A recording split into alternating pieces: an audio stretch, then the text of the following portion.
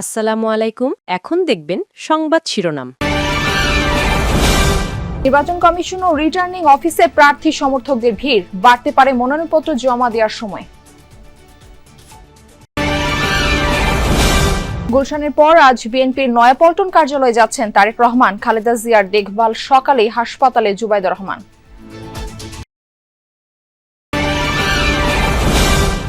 রাজধানী সহ দেশের বিভিন্ন জেলায় ঘন কুয়াশা আর হিমেল হাওয়ায় বিপর্যস্ত জনজীবন। শীতের দাপট আরো কদিন বলছে আবহাওয়া অফিস।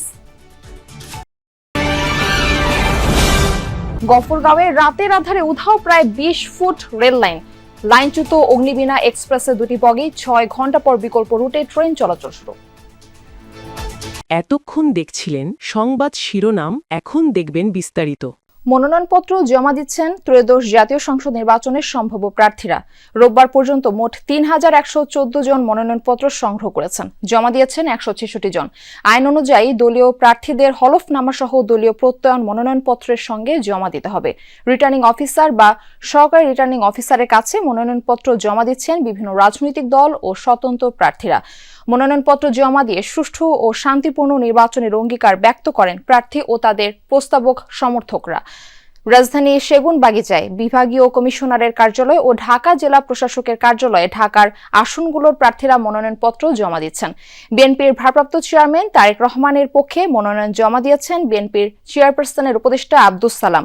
দেশের বিভিন্ন জেলা ও উপজেলা রিটার্নিং কার্যালয়ে মনোনয়ন ফর্ম সংগ্রহ ও জমা দেওয়ার কাজ চলছে। প্রত্যেক প্রার্থী আচরণবিধি মেনে মনোনয়ন জমা দিচ্ছেন। ঢাকা বিভাগীয় কমিশনার ও রিটার্নিং কর্মকর্তা শরফ আহমদ চৌধুরী জানিয়েছেন, প্রত্যেক প্রার্থী আচরণবিধি মেনে মনোনয়ন জমা দিচ্ছেন। আচরণবিধি লঙ্ঘন করলে তাৎক্ষণিক ব্যবস্থা নেওয়া হবে। একই আসনের একাধিক প্রার্থী একসাথে এসেছেন, তাদের মধ্যে সৌহার্দ্যপূর্ণ আচরণ লক্ষ্য করা গেছে। এখনো পর্যন্ত নিরাপত্তা নিয়ে খুব বেশি ঝুঁকি নেই বলেও জানান তিনি। উনি তো বাংলাদেশের যে কোনো জায়গায় করতে পারেন, আর 17তে জানেন যে উনি 17তে ভোটার হয়েছেন, এইটাও একটা বিষয়। এবং 17তে এর আগেও এই নির্বাচনী এলাকায় ওনারা ভোটার ছিলেন। প্রধান দুই দলের পক্ষ থেকে গুমের পরিবারদেরকে মনোনয়ন দেওয়া ফ্যাসিবাদের বিরুদ্ধে আমাদের প্রথম বিজয়।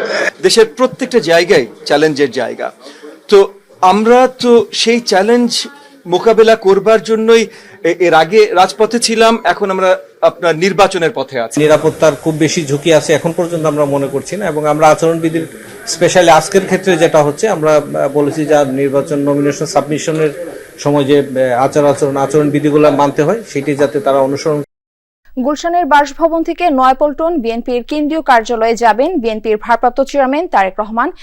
মধ্যাহ্নভোজের পরে তিনি বের হবেন এমনটাই আমাদেরকে জানানো হয়েছে। যদিও এর আগে একটা সময় বের হওয়ার কথা ছিল, কিন্তু খানিকটা বিরতি নিয়ে তিনি বের হচ্ছেন নয়াপল্টনে। এরই মধ্যে বিএনপির কার্যালয়ে তারেক রহমানের জন্য বিশেষ একটি কক্ষ বরাদ্দ হয়েছে।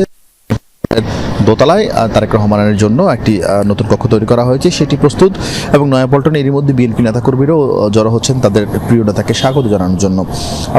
মানের যারা সরকারি যেসব আইন শৃঙ্খলা বাহিনীর সদস্যরা সাদা পক্ষে দায়িত্ব পালন করছে তারাও এখানে অবস্থান করছেন সবাই মিলে। তো একেবারেই তার যেই বহর সে বহর প্রস্তুত। শুধুমাত্র তিনি বের হওয়ার পরপরই তারা রওনা হবেন। এখন পর্যন্ত আপনি জানেন গতকালকে তিনি গুলশান কার্যালয়ে গিয়েছিলেন। গুলশান কার্যালয়ে দুপুর 1টা নাগাদ গিয়েছিলেন এবং ফিরেছেন রাত 10টা নাগাদ।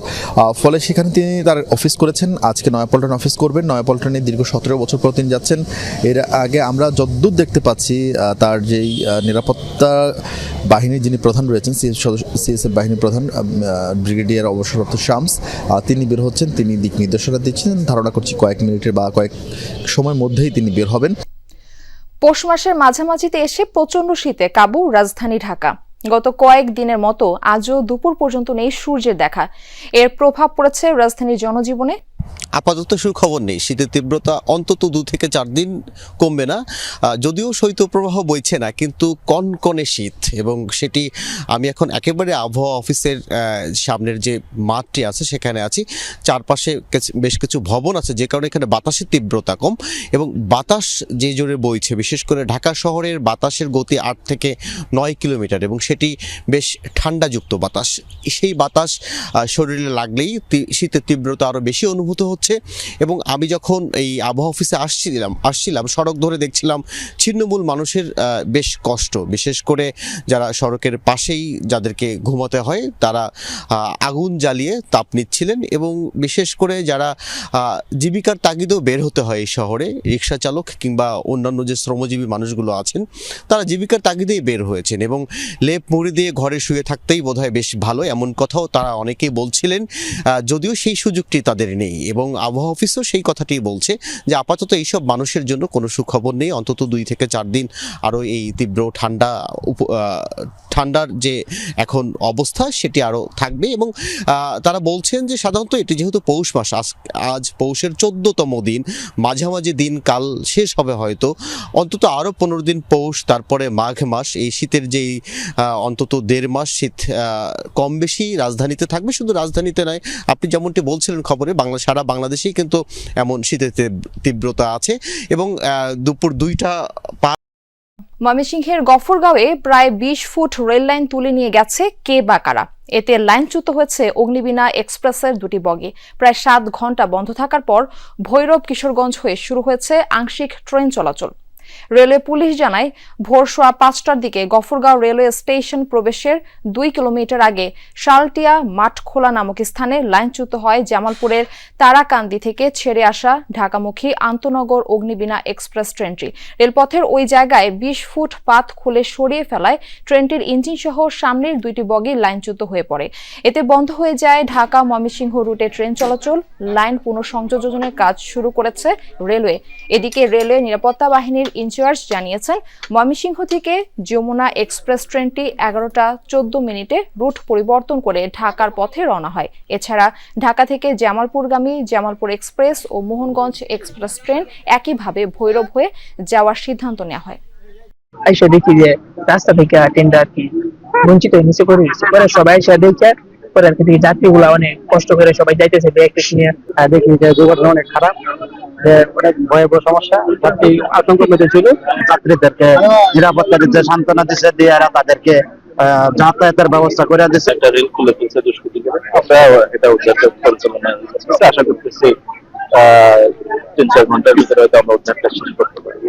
শিডিউল বিপর্যয় হতে হতে 4টি ট্রেন ইতিমধ্যে কিন্তু যাত্রা বাতিল করে দিয়েছে। অর্থাৎ রেল কর্তৃপক্ষ বলছে যে এই শিডিউল বিপর্যয়ের পরবর্তীতে এই রুটের যে রেল চলাচল বন্ধ হওয়ার পরে 4টি ট্রেনের যাত্রা বাতিল করে দেওয়া হয়েছে ইতিমধ্যে। আর একটি বিষয় তারা বলেছেন, বিকাল 5টা পর্যন্ত জামালপুর রেলওয়ে স্টেশন কিন্তু কোনো ট্রেন, অর্থাৎ আন্তনগর বলি আর কমিউটার লোকাল কোনো ট্রেনই কিন্তু আসবে না।